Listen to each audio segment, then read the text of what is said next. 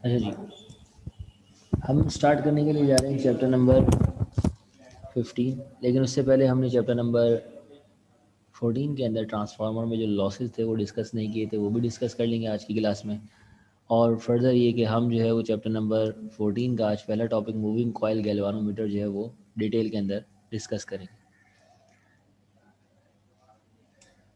Chapter number 14 में जो आपका टॉपिक था, जो हमारा रह गया था, वो था लॉसेस इन अ ट्रांसफार्मर। देखो, कोई भी चीज़ जो होती है वो आपकी 100% एफिशिएंट नहीं होती, और यही वजह है कि जो एफिशिएंसी आपकी डिक्रीज़ हो रही होती है वो कहीं ना कहीं लॉसेस हो रहे होते हैं, उसकी वजह से हो रही होती है।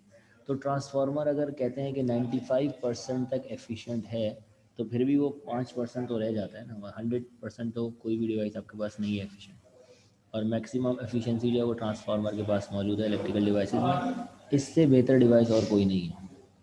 तो अब ट्रांसफार्मर में एनर्जी के लॉसेस कहाँ आते हैं, ये आपका चैप्टर नंबर 14 का शॉर्ट क्वेश्चन है, जो पेपर के अंदर एक ईयर में आ भी चुका है कि 4 लॉसेस हैं, 4 नंबर का सवाल आया था और चारों आपने एक्सप्लेन करने थे। सबसे पहले एक्सप्लेन करने से पहले हमें ज़रा रिकॉल करना होगा ट्रांसफार्मर की कंस्ट्रक्शन को, कि ट्रांसफार्मर बना कैसे था, क्योंकि उसकी जो बनावट है वही जिम्मेदार होगी उसकी लॉसेस की। तो हमने जाना था कि जो ट्रांसफार्मर है वो एक आयरन कोर होती है, ठीक है। उस आयरन कोर के ऊपर 2 कॉइल होते हैं, एक होता है आपका प्राइमरी कॉइल और एक होता है आपका सेकेंडरी कॉइल, ठीक है। वाउंड हुआ होता है प्राइमरी कॉइल और सेकेंडरी कॉइल। और ये जो कॉइल आपका वाउंड हुआ हुआ होता है प्राइमरी और सेकेंडरी, ये कॉपर का होता है, और जो कोर होती है वो आयरन की होती है। हम इस वाली साइड के ऊपर अल्टरनेटिंग करंट, चेंजिंग करंट जो है वो प्रोवाइड करते हैं, जिसको हमने एसी करंट कहा था, जिसका सिंबल कुछ इस तरह का था। हम वो करंट इसके प्राइमरी एंड के ऊपर प्रोवाइड करते हैं। उसकी वजह से delta psi upon delta T rate of change of magnetic flux produce होता है इधर, और वो ट्रैवल होता हुआ जाता है दूसरे कॉइल की तरफ, और यहाँ पर हमें आउटपुट के ऊपर वोल्टेजेस रिसीव होते हैं, एसी वोल्टेजेस। तो ये वाली साइड आपकी इनपुट कहलाती है, प्राइमरी वाली साइड, और ये वाली साइड आपकी क्या कहलाती है, आउटपुट कहलाती है, सेकेंडरी वाली साइड। ठीक है जी। अब यहाँ पे लॉसेस कहाँ आ रहे हैं, ज़रा वो डिस्कस करते हैं। नंबर 1, ट्रांसफार्मर में जो आपके पास लॉसेज आ रहे हैं उसके अंदर सबसे पहला जो लॉस है वो है एडी करंट लॉसेज। ये एडी करंट क्या होता है? अगर मैं आपसे कहूँ मेरा जो प्राइमरी कॉइल है इसको मैं एसी करंट प्रोवाइड कर रहा हूँ, तो प्राइमरी कॉइल के ऊपर जो मौजूद करंट है वो कहलाएगा IP, current of a primary coil. फिर वो rate of change of flux के अंदर कन्वर्ट हो रहा है और वो दूसरे कॉइल के पास जा रहा है, और दूसरे कॉइल में जो करंट प्रोड्यूस हो रहा है वो आपका क्या है, आई एस है, current of a secondary coil. ये दोनों रिक्वायर्ड चीज़ें हैं, मतलब प्राइमरी कॉइल का करंट भी मुझे रिक्वायर्ड है और सेकेंडरी का भी रिक्वायर्ड है, प्राइमरी से सेकेंडरी पे करंट जा रहा है, फिनोमेना ये। लेकिन जो आपका फैराडे है उसने कहा था किसी भी कंडक्टर में अगर delta psi divided by delta t आ जाए तो उस कंडक्टर में ईएमएफ इंड्यूस हो जाती है या करंट प्रोड्यूस हो जाता है, बात एक ही है। ईएमएफ वोल्टेजेस को कहते हैं और वोल्टेजेस करंट से रिलेट करते हैं, जब कई बार करंट फ्लो करता है तो वही तो वोल्टेज होते हैं वहाँ पर। तो ये डायरेक्टली प्रोपोर्शनल है, ये ओम्स ने हमें कहा था। तो इसका मतलब कहीं पर भी delta psi upon delta t आ जाए तो वहाँ पर ईएमएफ इंड्यूस हो जाती है और वहाँ पर करंट प्रोड्यूस हो जाता है। तो अगर थोड़ी देर के लिए मैं इन कॉइल्स को भूल जाऊँ, प्राइमरी और सेकेंडरी कॉइल को, तो आप देखेंगे जो आयरन कोर है, इस आयरन कोर के पास भी तो delta psi upon delta T मौजूद है, ये भी तो आयरन कोर से ट्रैवल होकर दूसरी तरफ जा रहा है, ये मैग्नेटिक इफेक्ट। तो इसका मतलब तो ये हुआ इस आयरन कोर में भी करंट प्रोड्यूस हो जाए, और उसकी वजह से जो फ्लक्स ट्रांसफ़र हो रहा है वो स्लो होगा या हीट प्रोड्यूस होगी इस आयरन कोर में। ये एक अनवांटेड करंट है, तो लॉस के अंदर आएगा, क्योंकि भाई प्राइमरी का करंट और सेकेंडरी करंट तो हम चाहते थे, लेकिन जो ये करंट सर्कुलेट होना शुरू हो गया, सर्कुलेट क्यों हो रहा है, क्योंकि delta psi upon delta T circulate हो रहा है यहाँ से वहाँ, तो ये भी सर्कुलेटिंग करंट भी कहलाता है, इसको सर्कुलेटिंग करंट भी कहते हैं, और इसको नाम दिया गया eddy current. Eddy current are circulating current which are included on the surface of a coil. ये जो सरफेस ऑफ कॉइल है, मतलब ये जो सरफेस, जिस सरफेस पे आपने कॉइल को लिपेटा हुआ बाउंड किया हुआ है, उस सरफेस के ऊपर ये प्रोड्यूस होता है। क्यों प्रोड्यूस होता है? चेंजिंग फ्लक्स की वजह से, क्योंकि फैराडे ने कहा था कहीं पर भी चेंजिंग फ्लक्स होगा तो वहाँ पर आपके पास ईएमएफ इंड्यूस होगी और ईएमएफ की वजह से करंट प्रोड्यूस होगा। इसकी वजह से नुकसान क्या होता है? This produces heating effect and reduces the amount of transfer to the secondary coil. ये हीट प्रोड्यूस करता है तो सेकेंडरी की तरफ जितना अच्छा जा सकता था delta psi upon delta T, उतना अच्छा पहुंचता नहीं। इसको अवॉइड कैसे कर सकते हैं? आप अपनी आयरन की जो कोर है ना उसको आप लेमिनेट कर दें, मतलब कि उसको पॉलिश कर दें ऐसे मटेरियल से वो कम करंट अपने अंदर से फ्लो करवाए। तो इससे आप इसके जो अफेक्ट है एडी करंट लॉसेस को मिनिमाइज़ कम कर सकते हैं, रिड्यूस कर सकते हैं।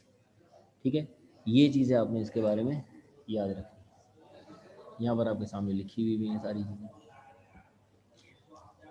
नेक्स्ट हमारे पास है लॉसेस के अंदर आई स्क्वायर आर लॉसेस। ये आई स्क्वायर आर लॉसेस क्या होते हैं? कोई भी कॉइल या कोई भी कंडक्टर सुपर कंडक्टर नहीं है, 100% एफिशिएंट नहीं है। मैंने अगर एक कॉइल लिया है, ठीक है, ये कॉइल मैंने लिया है, तो ये कॉइल 100% एफिशिएंट नहीं है। जब इसमें से करंट गुजरेगा तो इसकी कोई ना कोई रेजिस्टेंस होगी, उस रेजिस्टेंस की वजह से हीट प्रोड्यूस होगी।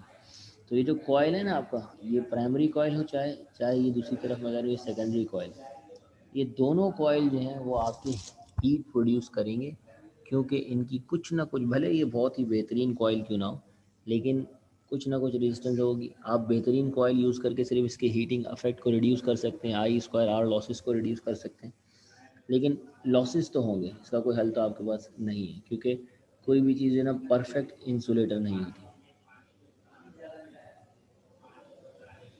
ठीक है ना। इंसुलेटिंग वर्निश यहाँ पे कहने का मकसद है ऐसा कि जो करंट उसमें ना ट्रांसफ़र कर सके, फ्लक्स तो हो जाए लेकिन करंट को ना कैरी कर सके अपने साथ, करंट को रोक सके, तो वो इंसुलेटर होता है। तो इंसुलेटिंग वर्निश एक पॉलिश कर देते हैं इंसुलेटर मटेरियल की। अच्छा जी, अब जो आई स्क्वायर आर लॉसेज हैं वो आपको कहाँ नज़र आएंगे? वो आपको नज़र आएंगे कॉइल के अंदर। कॉइल के अंदर जब करंट फ्लो हो रहा होगा, इसकी वजह से भी रेजिस्टेंस है कॉइल की, तो हीट प्रोड्यूस हो रही होगी, उसकी वजह से जो लॉसेज होंगे वो आपके आई स्क्वायर आर लॉसेस कहलाएंगे। और इन लॉसेस को रिड्यूस करने के लिए आपको क्वालिटी को इम्प्रूव करना होगा। जितना अच्छा कॉपर का वाई यूज़ करेंगे, जितना थिक यूज़ करेंगे, जितना ज़्यादा करंट आराम से फ्लो कर सकता होगा, उतना ही कम जो है वो हीट का प्रोडक्शन होगा। तो ये आपका कहलाता है आई स्क्वायर आर लॉसेस। तीसरे नंबर पे आपके पास आता है फ्लक्स लिंकेज। फ्लक्स लिंकेज का मसला ये है कि देखिए, अगर कहीं पर मैग्नेट मौजूद है, मैग्नेटिक फ्लक्स चेंज हो रहा है, तो उससे दूर अगर मैं जाता जाऊं तो मैग्नेटिक फ्लक्स का जो लिंकेज है वो कम से कम होता जाएगा। अब मेरे पास एक है प्राइमरी कॉइल और एक है सेकेंडरी कॉइल। प्राइमरी कॉइल के ऊपर तो मैं सेकेंडरी कॉइल को वाउंड नहीं कर सकता ना, प्राइमरी कॉइल के जितना करीब भी मैं कर सकता हूँ उसको करूँगा, लेकिन प्राइमरी और सेकेंडरी कॉइल में गैप तो होगा। अब जो फ्लक्स इसके पास मौजूद है ना वो ही आगे जा रहा है यहाँ, लेकिन करीब करीब जहाँ पर एक्चुअल में फ्लक्स प्रोड्यूस हो रहा होता है वहाँ पर फ्लक्स होता है मैक्सिमम, लेकिन जैसे जैसे आप दूर जाते जाओ तो फ्लक्स होने लगता है मिनिमम। जैसे जैसे दूर जाते जाओ तो एक पॉइंट पे ज़ीरो भी हो जाएगा। अगर मैं अपने कॉइल को यहाँ लेकर आ जाऊँ तो फ्लक्स लिंक ही नहीं कर रहा होगा, इस पॉइंट पे सबसे ज़्यादा लिंक करेगा, लेकिन फिर भी इतना लिंक नहीं होगा जितना यहाँ पर है। तो ये पॉसिबिलिटी बनती नहीं है कि जितना प्राइमरी के पास फ्लक्स लिंक है उतना ही सेकेंडरी के पास चला जाए। कुछ ना कुछ तो ट्रांसफ़र होते वक्त लॉस होगा, मिनिमाइज होगा, कम होगा, और जितना आप इस कॉइल को दूर करते जाएंगे उतना ही ये वाला जो लॉस है वो बढ़ता जाएगा। तो इसका मतलब ये हुआ कि some loss of energy is due to the small amount of flux of a primary falls to reach to the secondary. थोड़ा सा फ्लक्स जो होता है वो रह ही जाता है। ऐसा नहीं होता कि सारा का सारा फ्लक्स जो प्राइमरी के अंदर प्रोड्यूस हो रहा है वो सारा का सारा फ्लक्स जो है वो दूसरी तरफ डिस्ट्रीब्यूट भी हो रहा है। उसमें से कुछ ना कुछ हिस्सा लाजमी क्या हो जाता है, फॉल्स डाउन हो जाता है या रिसीव नहीं होता है सेकेंडरी वाइंडिंग के ऊपर।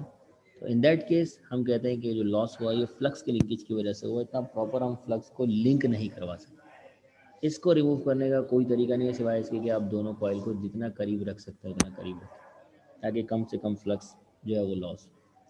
ठीक है। तीसरे नंबर पे आपके पास आता है हिस्ट्रेसिस लॉस। हिस्ट्रेसिस लॉस है मैग्नेटिक डायपोल मूवमेंट की वजह से। कोई भी चीज़ जो पैरामैग्नेटिक होती है ना, यानी कि जो मैग्नेट की तरफ अट्रैक्ट या रिपेल करती है, तो उसके मॉलिक्यूल्स का बहुत बड़ा रोल होता है इसके अंदर। मॉलिक्यूल्स एक्चुअल में अट्रैक्ट और रिपेल हो रहे होते हैं। और जो आपके आयरन है, आयरन के मॉलिक्यूल्स जो हैं वो अपने आप को अरेंज कर लेते हैं, अपने डायपोल को अरेंज कर लेते हैं in a direction of magnetic field. अगर सपोज करें नॉर्थ पोल ये है, साउथ पोल ये है, यहाँ पे मैंने बहुत सारे मॉलिक्यूल्स ला के रख दिए हैं आयरन के, तो आयरन के मॉलिक्यूल्स अपने आप को इस डायरेक्शन में अरेंज कर लेंगे, नॉर्थ से साउथ की तरफ। लेकिन अगर मैंने साउथ पोल यहाँ कर लिया, नॉर्थ पोल यहाँ कर लिया, तो डायपोल मूवमेंट चेंज हो जाएगी और अब मॉलिक्यूल्स अपने आप को इस हिसाब से अरेंज करने लगेंगे, सारे इस तरतीब में हो जाएंगे या फिर इस तरतीब में हो जाएंगे। तो जो ये अरेंजमेंट है ये करने में ये इनकी एनर्जी लगती है, ऐसे ही नहीं अरेंज हो जाता, मतलब इस साइड पर अरेंज हो रही है, इस साइड पर। अब मसला ये हो रहा है कि हम दे रहे हैं अल्टरनेटिंग करंट। अल्टरनेटिंग करंट का मतलब होता है चेंजिंग करंट, पहले पॉजिटिव साइकिल फिर नेगेटिव साइकिल। या यूँ सपोज कर लें, पहले नॉर्थ पोल इस तरफ से, फिर नॉर्थ पहले आ गया साउथ बाद में, फिर साउथ बाद में आ गया नॉर्थ पहले। तो इसकी वजह से जो आपका अल्टरनेटिंग करंट है उसकी वजह से मैग्नेटिक फील्ड भी वो चेंजिंग है, चेंजिंग मैग्नेटिक फील्ड प्रोड्यूस हो रही है। अब चेंजिंग मैग्नेटिक फील्ड अगर प्रोड्यूस हो रही है तो फिर ये बात भी ऑब्ज़र्व करने वाली है कि चेंजिंग मैग्नेटिक फील्ड की वजह से जो डायपोल हैं, जो आपके इलेक्ट्रॉन हैं, जो आपके मॉलिक्यूल्स हैं, वो अपने आप को जो अरेंज करने की कोशिश कर रहे हैं मैग्नेटिक फील्ड की डायरेक्शन में, वो भी डिस्टर्ब रहेंगे, वो लेफ़्ट राइट मूव करते रहेंगे।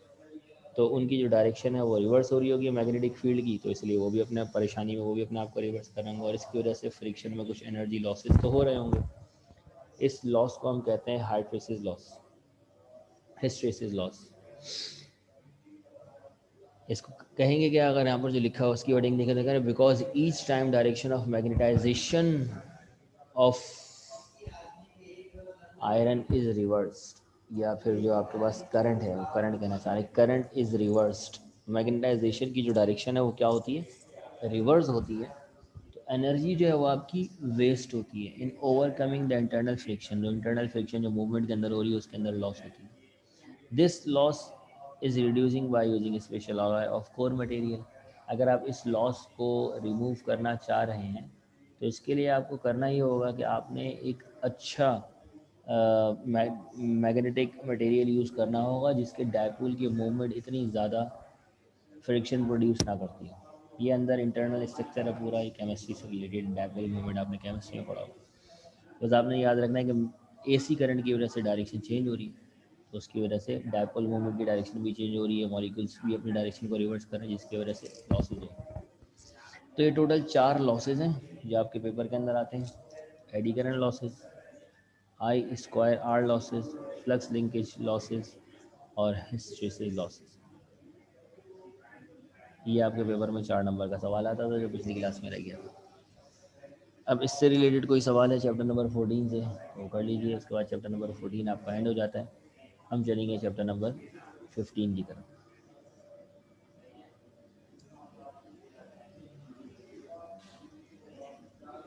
जी आयशा, बीरा, एडी एडी करंट दोबारा बता दे, चले बता देता हूँ।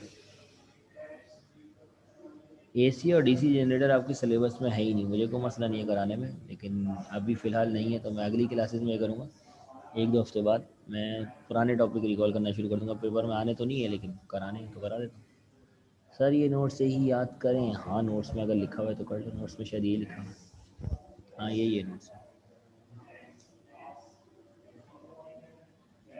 जी आयशा क्या कह रही थी आप? एडी करंट में दोबारा समझा देता हूँ अभी ना।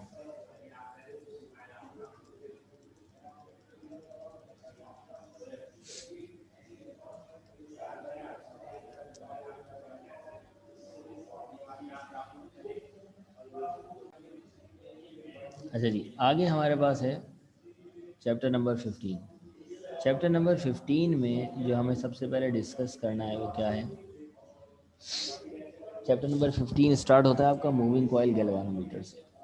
और गैल्वानोमीटर जो है वो आपका क्या होता है, आपने अक्सर अगर आप कभी फिज़िक्स लैब में आपका जाना हुआ हो कॉलेज की, तो वहाँ पर इस तरह की एक डिवाइस रखी हुई होती है, ठीक है। अगर करंट वगैरह का काम कर रहे हो तो अक्सर ये डिवाइस वहाँ पर आपको मिल जाएगी जिसके ऊपर इस तरह जी लिखा हुआ होता है, 2 रेड वायर होते हैं, एक ब्लैक की जगह होती है। ये जो डिवाइस है ये कहलाती है आपकी गैल्वानोमीटर, मूविंग कॉइल गैल्वानोमीटर। और इसका काम होता है करंट को मेजर करना, ये करंट मेजर करने के लिए यूज़ होती है। किस तरह ये करंट को मेजर करती है, इसका वर्किंग प्रिंसिपल क्या है, वो चीज़ें डिस्कस करनी है। लेकिन सबसे पहले अगर हम बात करें डेफिनेशन की कि what is the definition of moving coil galvanometer, तो हम कह सकते हैं the moving coil galvanometer is an electrical instrument, it is used to it is used for the detection and the measure of a small current। ये small current को major करने के लिए इस्तेमाल होता है। ये स्मॉल करंट क्यों कहा गया है, और अगर ह्यूज करंट हो जाए तो फिर क्या नुकसान है, क्यों नहीं ये मेजर कर सकता, ये भी आप इस क्लास के अंदर समझेंगे। लेकिन सबसे पहले हमें समझना है कि इसका वर्किंग प्रिंसिपल क्या है, ये किस तरह वर्क करता है, किस तरह करंट को मेजर करवाता है। इसका जो वर्किंग प्रिंसिपल है वो है चैप्टर नंबर 14 का एक टॉपिक जो आपने पढ़ा होगा। कभी किसी कॉइल में से करंट गुजर जाए जो कि मैग्नेटिक फील्ड में रखा हुआ है तो वो रोटेट करता है, और उसकी रोटेशन का फ़ायदा लेते हुए हम करंट मेजर कर लेते हैं। क्योंकि हमें मालूम है कॉइल अगर मैग्नेटिक फील्ड में है और उसको करंट मिल रहा है तो वो रोटेट करेगा, तो उसका मतलब करंट मिल रहा है ना भाई, करंट रिसीव हो रहा है, तो उसका मतलब हम पकड़ सकते हैं करंट आ रहा है। तो ये इसका वर्किंग प्रिंसिपल है। अगर आपको डायग्राम याद हो, ये हमारे पास एक कॉइल है जो कि मैग्नेटिक फील्ड के बीच में रखा गया है। जैसे ही इसमें से करंट गुजरेगा, ये according to the quantity of current, ज़्यादा करंट है तो ज़्यादा रोटेट करेगा, कम करंट है तो कम रोटेट करेगा, ये रोटेट करने जाएगा, इस तरह घूमने जाएगा।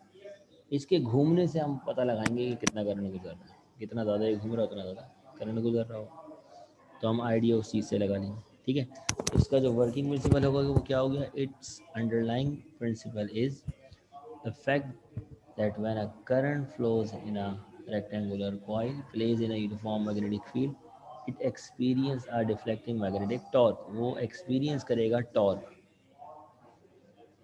exactly torque on a current carrying coil placed in a uniform magnetic field, जो आपका टॉपिक है वही इसका वर्किंग प्रिंसिपल है।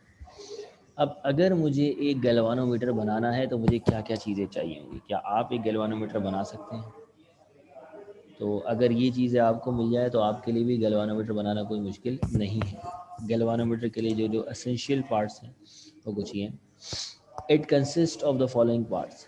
सबसे पहले है आपके पास U shaped permanent magnet with the cylindrical concave pole, then a flat coil of thin enamel insulated wire. एक कॉइल है जो कि इंसुलेटेड वायर का, एनामेल का ये मटेरियल होता है। इससे फ़ायदा ये होता है कि आपस में तार शॉर्ट नहीं होते जब उनको ओवरलैप करते हैं। जब तार के ऊपर तार जब ओवरलैप करते हैं ना तो उसके अंदर एनामेल का शीट होती है जिससे वो एक दूसरे से अट्रैक्ट नहीं करते या हीट होके पिघल के चिपक नहीं जाते। बहुत फ़ायदे होते हैं इसके, मतलब सेपरेट रखते हैं वायर को।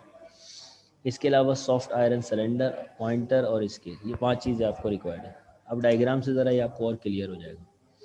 ठीक है, आपको नज़र आ रहा है कि आपके पास डायग्राम, अगर आप देखें तो आपको नज़र आ रहा है डायग्राम में आपके पास है ये कॉइल। ठीक है, ये कॉइल है। इस कॉइल को मैंने एक सिलेंडर आयरन कोर के ऊपर वाउंड किया हुआ है, और ये मेरे पास मैग्नेट है, और मैग्नेट के जो पोल हैं मैंने उनको क्या करा हुआ है, कॉनकेव करा हुआ है। कॉनकेव पोल करने की वजह ये होती है कि ज़्यादा से ज़्यादा मैग्नेटिक फील्ड जो है वो इस कॉइल को रिसीव हो। अगर ये कॉनकेव ना करे तो कॉइल के ऊपर से भी मैग्नेटिक फील्ड जा सकती है, लेकिन कॉनकेव करने से मैक्सिमम मैग्नेटिक फील्ड इसको प्रोवाइड होगी, और कॉइल और इसके दरमियान एंगल हमेशा 0 डिग्री का होगा। मैग्नेटिक फील्ड और कॉइल के दरमियान एंगल हमेशा 0 डिग्री का ही रहेगा। ठीक है, इसके अलावा आपके पास स्प्रिंग है। स्प्रिंग का इस्तेमाल क्या है वो यहाँ लिखा नहीं है, लेकिन स्प्रिंग बड़े काम की चीज़ है। एक अदद पॉइंटर है जो पॉइंट कर रहा होगा किसी लोकेशन को, और एक स्केल है जिसके ऊपर हम कुछ भी मार्क कर सकते हैं। जैसे इसको 1 0 1 2 ले लें, इसको -1 -2 ले लें, तो ये आपका स्केल कहलाएगा, ये आपका पॉइंटर कहलाएगा। ये आपका मैग्नेट है, ये आपका सॉफ्ट आयरन कोर है, ये आपका कॉयल है, स्प्रिंग है। बाकी टर्मिनल एंड्स होते हैं, और पिविट वो पॉइंट होता है जहाँ से घूमता है, फिक्स पॉइंट। क्योंकि कहीं पर भी टॉर्क प्रोड्यूस करवाना हो तो आप क्या कराते हैं, आप उसको पहले फिक्स करते हैं, तो फिक्स पॉइंट को पिवट पॉइंट कहते हैं। ठीक है जी, ये इसके हो गए कुछ कंस्ट्रक्शन।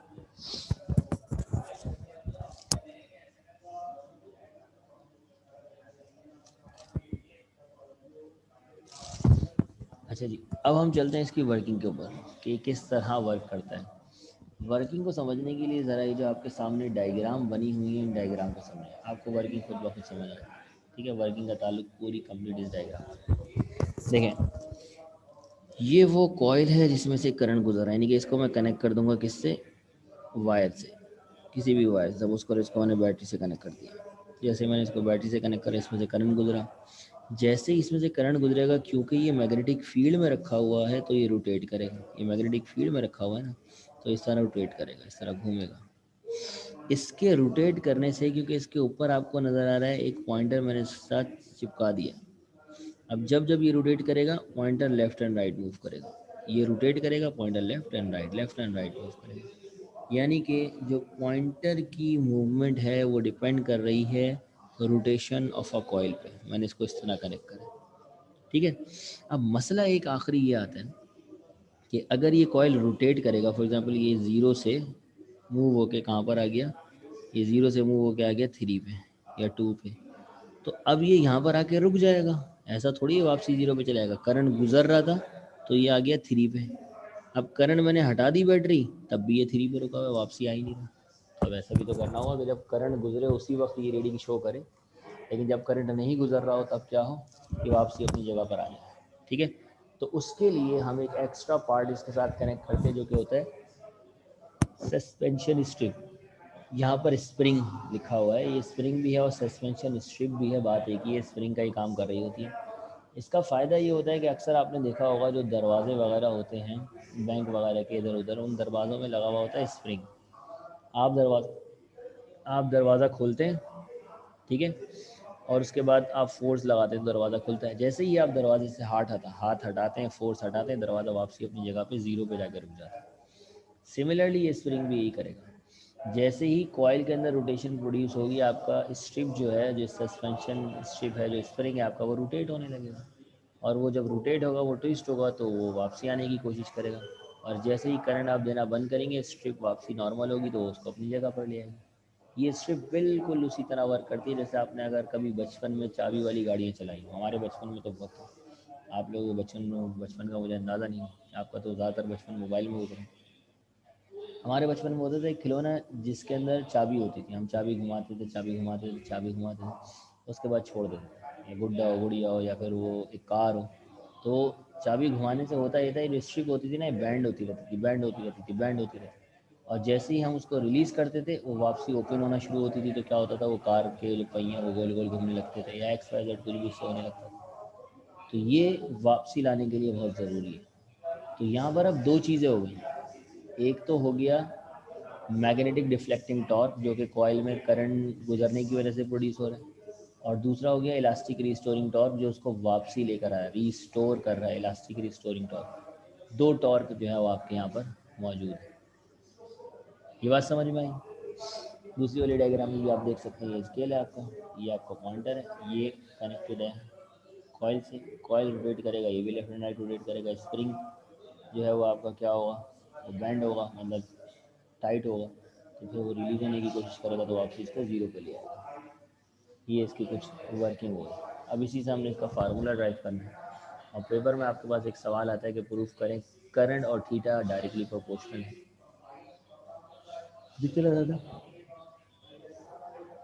करंट गुजरेगा उतना ज़्यादा ये रोटेट करेगा, ये आपने साबित करना है। पेपर के अंदर जो लॉन्ग क्वेश्चन है। क्लियर है यहाँ तक चीज़ें? अच्छा जी, अब चलते हैं इसकी वर्किंग की तरफ। तो इसकी वर्किंग जैसा कि मैंने आपको बताया, नंबर वन, इसको पॉइंट्स के अंदर बना के याद करना चाहिए, याद करें, आसान सी wording. When a current passes through a galvanometer coil, it experience a magnetic deflecting torque which tends to rotate it from its resting position। जैसे ही करंट गुजरेगा कॉइल में से, कॉइल जो है वो अपनी ओरिजिनल पोजीशन ज़ीरो को छोड़ के भागेगा। कहीं पर भी भागेगा, लेफ़्ट एंड राइट, वो हमें कोई मसला नहीं, लेकिन वो जो है वो अपनी ओरिजिनल पोजीशन को छोड़ के भागेगा और रोटेट होना शुरू करेगा। जैसे ही वो रोटेट होगा, as the coil rotate, it produces a twist in the suspension strip. वो रोटेट होगा तो जो सस्पेंशन स्ट्रिप है उसमें ट्विस्ट प्रोड्यूस होने लगेगा, वो घूमने लगेगी, ज़ाहिर उसके साथ अटैच है। The twist in a suspension produce elastic restoring torque. वो उसको वापसी लाने के लिए कोशिश करने लग जाएगी दोबारा, मतलब उसके अंदर बैंड आ गया ना, तो वो चाहेगी कि अब ये वापसी है। The coil rotates until the elastic restoring torque due to the strip does not equal and cancel the deflecting magnetic torque, and then attains equilibrium and stop rotating any further।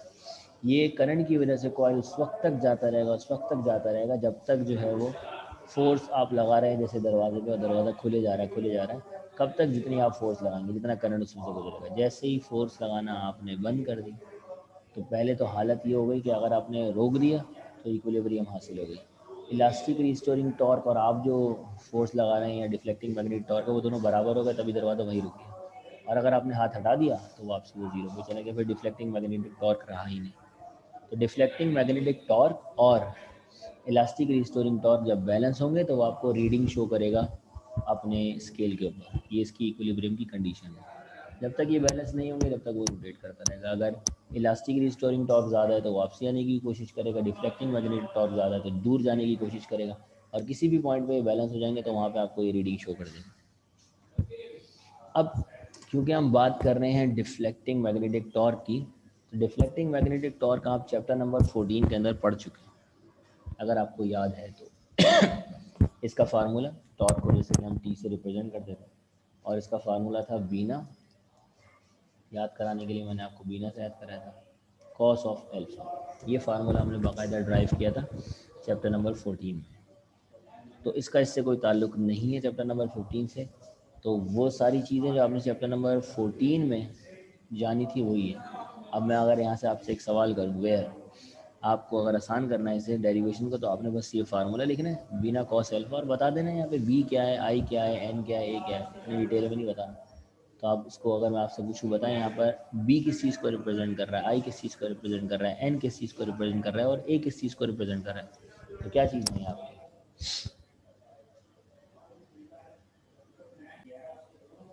ये हमने स्प्रिंग कांस्टेंट, अगर आपको याद हो chapter number 8 के अंदर जो proof किया था, मास स्प्रिंग सिस्टम, बिल्कुल सही, मास स्प्रिंग सिस्टम में हमने देखा था। तो यहाँ पर के था स्प्रिंग कांस्टेंट और एक्स था डिस्प्लेसमेंट। ये इसलिए था क्योंकि स्प्रिंग जो है वो लीनियर डिस्प्लेस होता है, सीधा सीधा जाता है, इस तरह खींचते हैं स्प्रिंग को।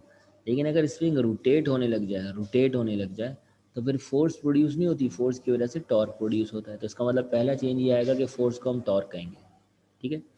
दूसरी चीज़ कांस्टेंट है स्प्रिंग कांस्टेंट, लेकिन ये तो स्ट्रिप है, मतलब इस कांस्टेंट स्प्रिंग नहीं, कांस्टेंट स्ट्रिप हमने लिए। तो स्ट्रिप के कांस्टेंट को हम सी से रिप्रेजेंट करते हैं, कितना ट्विस्ट होने के अंदर इसकी सलाहियत है, कितने ट्विस्ट होने पे कितनी फोर्स या टॉर्क प्रोड्यूस करेगा, वो स्प्रिंग कांस्टेंट की जगह सी। और एक्स था आपका डिस्प्लेसमेंट के सीधा सीधा कितना जाएगा, ये सीधा तो जान ही रहे, तो रोटेट करेगा, तो रोटेट करने को कहते हैं एंगुलर डिस्प्लेसमेंट, और एंगुलर डिस्प्लेसमेंट को हम थीटा से रिप्रेजेंट करते थे। तो इसका मतलब ये हो गया टॉर्क का जो इससे रिलेटेड फार्मूला है वो हो जाएगा सी थीटा, सी और थीटा। थीटा ये है कि कितना ट्विस्ट हुआ है वो, और सी जो है वो स्प्रिंग कांस्टेंट को काम कर रहा होगा, स्प्रिंग कांस्टेंट का। तो यहाँ पर आप देख सकते हैं कि c is the torque per unit twist, कितना टॉर्क वो प्रोड्यूस करेगा कितना ट्विस्ट होने पे, ये स्प्रिंग के ऊपर डिपेंड करता है, स्ट्रिप के ऊपर डिपेंड करता है। ये मैं और आप नहीं बता सकते, ये क्वालिटी ऑफ द स्प्रिंग या क्वालिटी ऑफ द स्ट्रिप है। जबकि angle of twist of suspension क्या है, कितना वो घूमेगा, कितना वो रोटेट करेगा, वो आपका angle of twist of suspension, ठीक है जी। अच्छा, अब ज़रा इक्विलिब्रियम वाली बात को रिकॉल करते हैं, इक्विलिब्रियम वाली बात को दोबारा से हम रिकॉल करते हैं। इक्विलिब्रियम के लिए हमने क्या कहा था, हमने कहा था इक्विलिब्रियम उस वक्त हासिल होगी जब आपका डिफ्लेक्टिंग मैग्नेटिक टॉर्क बराबर हो जाएगा इलास्टिक रिस्टोरिंग टॉर्क के। तो एट इक्विलिब्रियम हम ये कह सकते हैं कि डिफ्लेक्टिंग मैग्नेटिक टॉर्क आपका बराबर है इलास्टिक रिस्टोरिंग टॉर्क के। जैसे डिफ्लेक्टिंग मैग्नेटिक टॉर्क का फार्मूला क्या था, B I N A cos alpha, और इलास्टिक रिस्टोरिंग टॉर्क का फार्मूला क्या था, सी टाइम्स थीटा। यही चीज़ें थी। अब यहाँ पर ज़रा थोड़ा सा एल्फा को एक्सप्लेन कर लेते हैं। हमने क्योंकि फील्ड जो है वो रेडियल लिए, तो कॉइल के किसी भी हिस्से को, कॉइल के मतलब जो कॉइल है उसकी डायरेक्शन, ये जो ये डायरेक्शन है, ये कॉइल की डायरेक्शन है, ये वाला हिस्सा, ठीक है। और जो मैग्नेटिक फील्ड हमने रेडियल लिए, गोल गोल मैग्नेटिक फील्ड लिए, इस तरह गोल गोल रेडियल लिए, तो जब ये रोटेट करेगा तो ये मैग्नेटिक फील्ड का हमेशा पैरेलल ही रहेगा। जब ये इधर आ जाएगा तो इस तरह पैरेलल हो जाएगा, इधर आ जाएगा तो इस तरह पैरेलल हो जाएगा, इधर आ जाएगा तो इस तरह। हर बार आपका कॉनकेव पोल होने की वजह से, कॉनकेव पोल होने की वजह से आपका जो कॉइल है वो कॉइल हमेशा 0 डिग्री का एंगल बना रहा होगा, किसके साथ, मैग्नेटिक फील्ड के साथ। तो रेडियल मैग्नेटिक फील्ड का फ़ायदा ये होगा कि प्लेन ऑफ अ कॉइल हमेशा पैरेलल होगी फील्ड के, और पैरेलल का मतलब ये होता है कि एंगल कितना होगा, 0 डिग्री। तो इसका मतलब ये हो गया अल्फ़ा की जगह मैं 0 डिग्री रख सकता हूँ। अल्फ़ा की जगह अगर मैं 0 डिग्री रखूँगा तो कॉस 0 कितना हो जाएगा, कॉस 0 मेरे पास 1 हो जाएगा, कि कॉस 0 1 के बराबर होता है। तो मेरे पास जो फार्मूला चेंज होने के बाद इक्वेशन है वो क्या बन जाएगी, BNA is equal to c theta. सिर्फ और सिर्फ कॉस अल्फ़ा जो है वो एलिमिनेट हो जाएगा क्योंकि उसकी जगह पे 1 आ जाएगा। और अब अगर मैं एक काम करूँ, यहाँ पे आई को एक तरफ सेपरेट रहने दूँ, बाकी सारी चीज़ों को दूसरी तरफ भेज दूँ, तो क्या बन जाएगा, I is equal to c B A N into theta. ये करने की ख़ास वजह ये थी कि यहाँ पर एक्सप्लेन किया जा रहा था कि ये जो आपके पास चीज़ें आ रही हैं ना, यानी कि आपके पास जो सी है, बी है, ए है, एन है, ये सब कांस्टेंट है, ये चेंज नहीं हो सकते हैं। एक बार आपने जब बना लिया गैल्वानोमीटर तो ये सब चीज़ें चेंज नहीं हो सकती। क्यों नहीं हो सकती? देखिए, सी है स्ट्रिप का कांस्टेंट। आपने एक स्ट्रिप खरीदी, लाके लगा दी गैल्वानोमीटर में। अब दूसरी खरीद के लाके लगाएंगे तो चेंज हो सकती है, लेकिन फिलहाल जब आपने लगा दी गैल्वानोमीटर को पैक कर दिया तो सी तो चेंज नहीं हो सकती। बी है मैग्नेटिक फील्ड। मैग्नेट भी आप बाजार से खरीद के लाएँ। एरिया ऑफ कॉयल आपने डिसाइड करा है। एन नंबर ऑफ टर्न्स, कितने नंबर ऑफ टर्न देंगे आपने डिसाइड करा है। ये सारी चीज़ें वो हैं जिनको आप डिस्टर्ब नहीं कर सकते, तो ये सब की सब आपकी कहलाएंगी कांस्टेंट। ठीक है। लेकिन अगर मैं आपसे पूछूं क्या आई कांस्टेंट होगा, क्या थीटा कांस्टेंट होगा, तो ये पॉसिबिलिटी बनती नहीं है। क्यों नहीं बनती? फॉर एग्जांपल, अगर मैं 1 एम्पेयर का करंट इसे दूं तो फिर ये होगा कि ये डिफ्लेक्ट 1 एम्पेयर के हिसाब से होगा, और अगर 2 एम्पेयर का करंट दूंगा तो ये डिफ्लेक्ट भी 2 एम्पेयर के हिसाब से होगा। तो डिफ्लेक्शन जो है वो वेरी कर सकती है अकॉर्डिंग टू द करंट। तो करंट और ये दोनों जो हैं वो वेरी कर रहे हैं, एक दूसरे से डायरेक्टली प्रोपोर्शनल भी है और वेरी भी कर रही है। जितना ज़्यादा करंट गुजरेगा उतना ज़्यादा ट्विस्ट जो है वो स्ट्रिप होगी, घूमेगी उतना ज़्यादा थीटा जो है वो चेंज होगा, ट्विस्ट सस्पेंशन स्ट्रिप का। तो इसको मैं ये नहीं कह सकता कि I as it is equal to ये सारी चीज़ें आपकी कांस्टेंट हैं और थीटा। और जब इक्वल्स टू का साइन और कांस्टेंट हटता है तो क्या आता है? फिर हमारे पास प्रोपोर्शनलिटी का साइन आता है। तो इससे मैंने ये साबित कर दिया सक्सेसफुली कि आई जो है वो डायरेक्टली प्रोपोर्शनल है थीटा के, क्योंकि बाकी तमाम चीज़ें क्या हैं? कांस्टेंट है।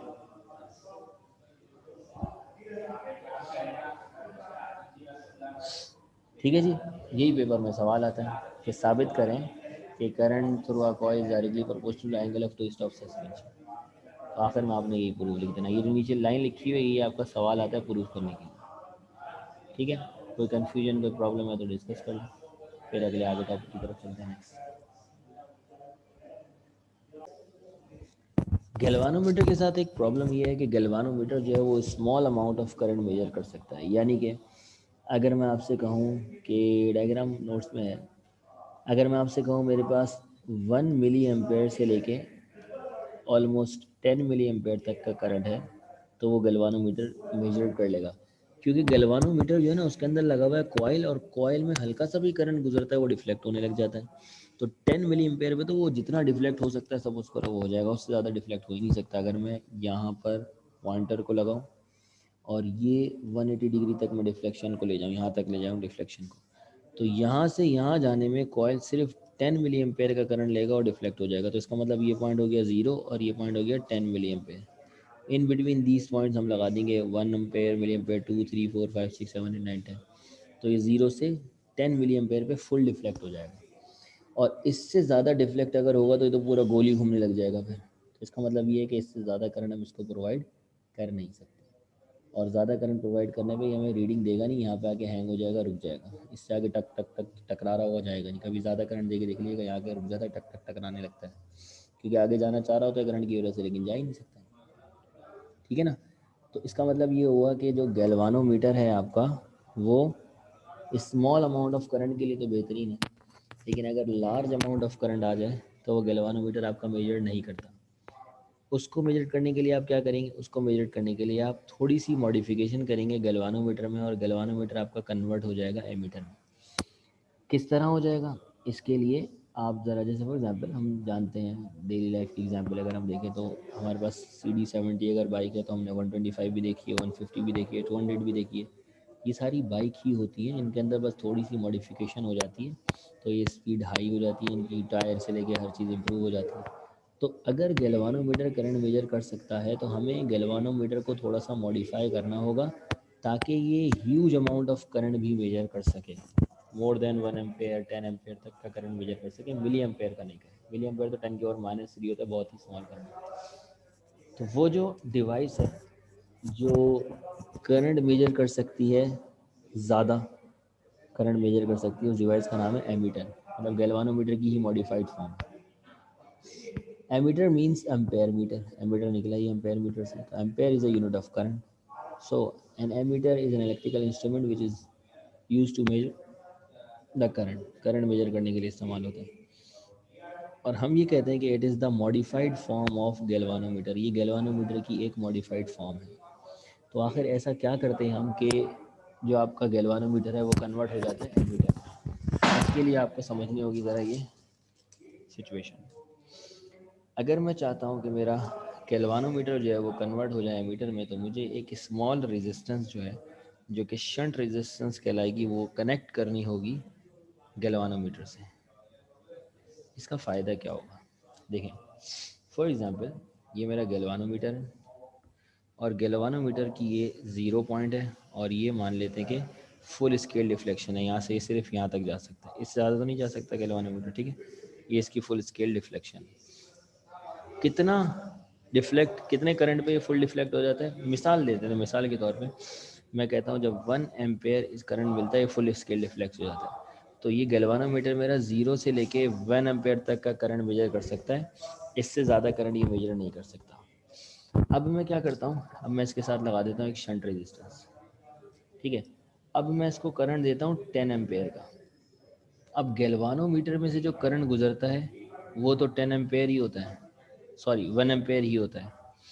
बाकी का 9 एम्पेयर करंट ये अपने में सेव कर लेता है, शंट रेजिस्टेंस अपने में से गुजार लेती है। तो गैल्वानोमीटर तो फुल स्केल ही डिफ्लेक्ट होता है, गैल्वानोमीटर 0 से 1 पर ही जाता है, लेकिन कितने करंट पे जाता है, 10 एम्पेयर करंट पे वो 1 एम्पेयर करंट जाता है। तो इसका मतलब ये हुआ कि जो आपका स्केल आपने बनाया है, आप उसको 0 से 1 कहने के बजाय 0 से कह लो 10, धोखा दे दो। आप बोलो भाई यहाँ तक 10 एम्पेयर है, और धोखे की क्या बात है, ये इफेक्ट है कि गैल्वानोमीटर में से तो 1 एम्पेयर ही गुजर रहा है, लेकिन ओवरऑल करंट कितना गुजर रहा है, 10 एम्पेयर गुजर रहा है। तो 10 एम्पेयर रीडिंग शो होगी और 10 एम्पेयर ही करंट वहाँ पर मौजूद होगा। तो इससे फ़ायदा क्या हुआ कि जो हमने रेजिस्टेंस लगाई, शंट रेजिस्टेंस, इसने ज़्यादा से ज़्यादा मैक्सिमम करंट जो है वो अपने में से गुजार लिए। इसलिए ये स्मॉल अमाउंट की होती है, क्योंकि रेजिस्टेंस अगर कम हो तो करंट ज़्यादा गुजरता है, उसमें से ज़्यादा रेजिस्टेंस तो करंट कम हो जाता है, इन्वर्स रिलेशन। तो ज़्यादा करंट इसमें से गुजरता है, इसलिए स्मॉल रेजिस्टेंस लगाते हैं और पैरेलल में ही लगाते हैं हमेशा, क्योंकि पैरेलल के अंदर करंट चेंज होता है, ताकि ज़्यादा करंट यही रोके और कम करंट वो गैल्वानोमीटर को दे। ये चीज़ समझ में आई। अब इसको मैथमेटिकली हमने ड्राइव करना है और हमें ये पता करना है कि कितनी वैल्यू की शंट रेजिस्टेंस लगाऊंगा तो कितना मैक्सिमम करंट मेजर कर सकता हूँ, यानी कि मैक्सिमम करंट आई यानी कि 10 एम्पेयर मेजर कर सकता हूँ। तो शंट रेजिस्टेंस कितनी लगाऊंगा ये हमें कैलकुलेट करना है, उसका फार्मूला ड्राइव करके देना है, ठीक है जी। तो इसकी डेरिवेशनल वर्क के लिए हमने सबसे पहले सर्किट डायग्राम को समझा। सर्किट डायग्राम आपको पता है क्या है, ये है आपके पास गैल्वानोमीटर की रेजिस्टेंस, मैं इसको गैल्वानोमीटर शो कर रहा हूँ। इसकी जो रेजिस्टेंस है मैं कह देता हूँ वो आर जी है, रेजिस्टेंस ऑफ अ गैल्वानोमीटर। इसके साथ पैरेलल में मैंने एक और रेजिस्टेंस लगा दी है जो कि आपकी आर एस शंट रेजिस्टेंस। इसके पास से जो करंट गुजर रहा है वो है आई जी, यानी कि करंट ऑफ अ गैल्वानोमीटर, और इसके पास से जो करंट गुजर रहा है वो है आई एस, यानी कि current of a shunt resistance. ये दोनों जो हैं वो पैरेलल में कनेक्टेड है, ठीक है। और जब ये गैल्वानोमीटर अकेला कनेक्ट था, ये फुल स्केल डिफ्लेक्शन दे रहा था आईजी करंट पे, आईजी करंट पे। अब ये full scale deflection I S और आई जी प्लस करके जो टोटल करंट होगा उस पर देगा।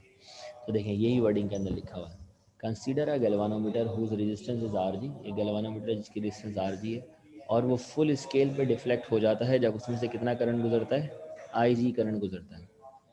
आई जी क्या है, वो करंट जो गैल्वानोमीटर से गुजर रहा है और जिसकी वजह से ये डिफ्लेक्ट हो रहा है। अगर मैं चाहता हूँ कि मुझे आई रेंज तक का करंट मेजर करना पड़े, मतलब आई तक करंट मैं इसको दे दूँ, आई का मतलब ये हुआ मैं इसको 10 एम्पेयर करंट भी दे दूँ तो भी ये उतना ही डिफ्लेक्ट हो, लेकिन 10 एम्पेयर के करंट को बर्दाश्त कर सके, उसको पता चल सके कि भाई 10 एम्पेयर करंट नहीं गुजर रहा है, मेरे पास से 1 नहीं गुजर रहा है। तो उसके लिए मुझे क्या करना होगा, मुझे मॉडिफाई करना होगा गैल्वानोमीटर को एमीटर में, और इसके लिए मैं कनेक्ट करूँगा एक स्मॉल रेजिस्टेंस आर एस, जो कि अपने में से करंट गुजार लेगी, गैल्वानोमीटर को करंट नहीं गुजरने देगी, और उसकी वजह से गैल्वानोमीटर 1 एम्पेयर के ऊपर ही शो करेगा कि 10 एम्पेयर का करंट उसमें से गुजर। लेकिन कनेक्ट जो मैंने करी है वो तो पैरेलल में करी है। और पैरेलल अगर आपको याद हो कॉम्बिनेशन, हमारे पास अगर दो रेजिस्टेंस जो है, ज़रा इसको भी रिकॉल कर लेते हैं एक बार। हमारे पास दो रेजिस्टेंस है, एक है R1 और एक है R2। मुझे बताएं पैरेलल कॉम्बिनेशन में क्या चीज़ सेम होती थी, इसका करंट हो जाएगा I1, इसका करंट हो जाएगा I2, इसका जो वोल्टेज है वो हो जाएगा V1, इसका जो वोल्टेज है वो हो जाएगा V2। अगर आप रिकॉल करें पैरेलल कॉम्बिनेशन का सर्किट, तो पैरेलल कॉम्बिनेशन में जो वोल्टेज होता था ना, वो होता था सेम। इसका मतलब ये हो गया जो V1 होगा वही V2 होगा। एक बात तो ये आपने याद रखनी, V1 और V2 बराबर होंगे, ठीक है। जबकि करंट जो है वो चेंज होता है और टोटल करंट दोनों को जमा करके आता है, तो इसका मतलब टोटल करंट I जो है वो बराबर होगा I1 प्लस I2 के। ये दो फार्मूलों का खेल है बस, ये आपने याद रखना है। वोल्टेज जो होता है वो सेम रहता है, करंट जो होता है वो चेंज होता है, और ओम्स ने कहा था V बराबर होता है किसके, IR के। ये चीज़ें क्लियर है। ये आपका चैप्टर नंबर 13 है।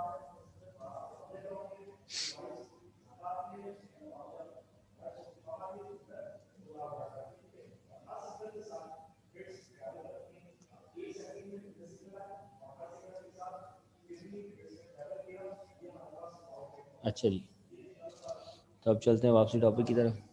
तो यहाँ पर भी आपके पास देखें दो रेजिस्टेंस है, एक है RG और दूसरी है RS। दो रेजिस्टेंस हो गई। अब मैं मान लेता हूँ कि जो गैल्वानोमीटर की रेजिस्टेंस है इसके ऊपर जो वोल्टेजेस हैं वो VG हैं, गैल्वानोमीटर के वोल्टेजेस, और इसके पास जो वोल्टेजेस है वो VS है।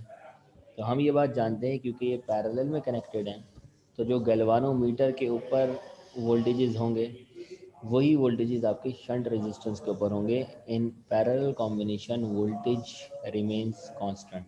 तो हमने कहा VG बराबर होगा किसके, VS के। और अगर हम यहाँ पे अप्लाई करें Ohm's law, using Ohm's law that says V equals to IR, तो इसका मतलब ये जो VG है इसकी जगह मैं रख सकता हूँ IGRG, ये चीज़, और जो VS है इसकी जगह मैं रख सकता हूँ RSIS, ठीक है। तो हम इसको ज़रा प्लेस कर देते हैं वैल्यूज़ को, तो हमारे पास हो जाएगा IGRG is equal to ISRS। ये हो गई इक्वेशन, क्वेश्चन नंबर 1 कर लेते हैं इसे। अब क्योंकि IS का कोई काम नहीं है यहाँ पे, मुझे तो टोटल करंट 10 एम्पेयर मेजर करवाना है। 9 एम्पेयर वो रोके या जितना भी रोके मेरा मसला नहीं है। सिर्फ दो चीज़ों का काम है, एक मुझे ये पता होना चाहिए कि IG कितना है, और ये पता होना चाहिए टोटल करंट कितना है। तो मुझे यहाँ से IS को रिमूव करना है, शंट रेजिस्टेंस का जो करंट है उसको रिमूव करना है। उसके लिए मैं करंट का रिलेशन यूज़ करूँगा। टोटल करंट सर्किट में जो फ्लो हो रहा होगा वो किसके बराबर होगा, इन दोनों के जमा के बराबर होगा। यानी कि I बराबर होगा IG प्लस IS के। और अगर मैं IS की वैल्यू निकालना चाह रहा हूँ तो IG को दूसरी तरफ भेज दूंगा, तो मेरे पास क्या आ जाएगा, IS is equal to I minus IG। उसको उठा के मैं इक्वेशन नंबर 1 में पुट कर देता हूँ, पुट इन इक्वेशन नंबर 1। जैसे ही मैं 1 में पुट करूँगा तो क्या हो जाएगा, IGRG is equal to I minus IG multiply by RS। Value मुझे चाहिए थे RS की, ताकि मैं पता लगा सकूँ वो कितनी वैल्यू की शंट रेजिस्टेंस लगाने से मेरा गैल्वानोमीटर कन्वर्ट हो जाएगा एमीटर में। तो मैंने क्या करा, मैंने I माइनस आई जी को दूसरी तरफ डिवाइड में भेज दिया। जब I minus I G divide में गया तो मेरे पास एक फार्मूला हो गया, R S is equal to IG RG divided by I minus I G. This is the formula of the shunt resistance to convert galvanometer into ammeter. अब इसका फ़ायदा क्या है, इसका फ़ायदा ये है कि एक्सपेरिमेंट करके आपको कोई रेजिस्टेंस की वैल्यू नहीं मालूम करनी होगी। आप ये फार्मूला लगाएंगे और आप कितने रेंज का एमीटर चाहते हैं वो करंट आप डिसाइड करेंगे। आप खुद आर एस की वैल्यू कैलकुलेट कर सकते हैं, और उस आर एस की वैल्यू की रेजिस्टेंस ला के अगर आप सर्किट से कनेक्ट कर देंगे आपका काम हो जाएगा।